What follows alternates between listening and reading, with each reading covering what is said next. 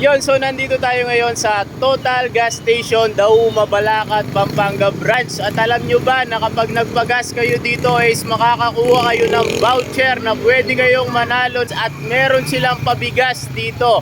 So worth 100 pesos is meron na kayong 1 coupon na pwede kayong manalo ng kanilang pabigas. So ano pa hinihintay nyo? Magpagas na kayo dito sa Total Dauma, Balacat Gas Station Branch.